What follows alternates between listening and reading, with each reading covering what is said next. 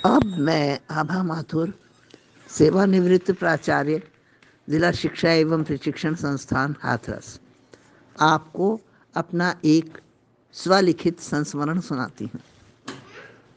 शीर्षक है मिली मुक्ति आफत से। उन दिनों में राजकीय बालिका इंटर कॉलेज में प्रधानाचार्य थी। हमारे विद्यालय का भवन केवल 2-3 वर्ष पहले बना था।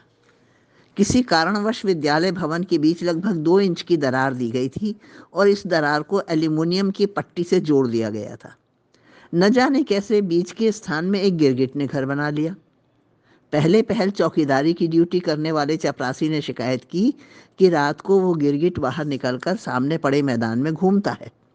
उन दिनों विद्यालय में चौकीदार का पद रिक्त था, अतः सभी चतुर्थ श्रेणी कर्मचारियों की बारी बारी से एक एक महीने की चौकीदारी की ड्यूटी लगाई जाती थी।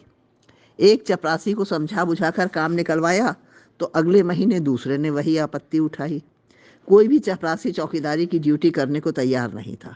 उनका कहना था कि यदि रात के समय गिरगिट ने काट लिया तो उनकी जान भी जा सकती थी। 2 महीने बाद जाड़े का मौसम आ गया। अब गिरगिट दोपहर के समय भी धूप सेकने के लिए बाहर निकलने लगा। यद्यपि बाहर भीड़ देखकर वो वापस बिल्डिंग में लौट जाता था।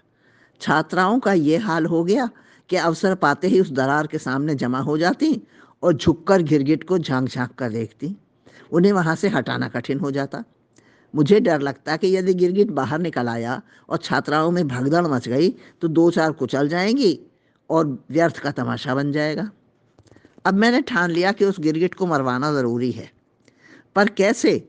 वो तो अपनी मर्जी से जब चाहता बाहर आता था या सिर निकाल कर झांकता था। जब चाहता था दरार में वापस चला जाता था, जहां वो पूर्ण सुरक्षित था, क्योंकि वहां पर लाठी डंडा बेकार था।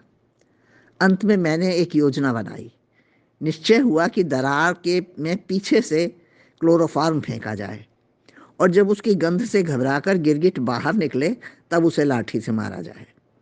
दिन चुना गया महीने का अंतिम दिन। महीने के अंतिम दिन मध्यावकाश के बाद बच्चों की छुट्टी हो जाती है, पर शिक्षिकाओं, प्रधानाचार्य व शिक्षणेतर कर्मचारी विद्यालय में रहते हैं। शिक्षिकाएं अपनी अपनी कक्षा रजिस्टर पूर्ण करती हैं, अर्थात महीने भर के शुल्क व छात्राओं को महीने भर की उपस्थिति का लेखा पूर्ण किया जाता है।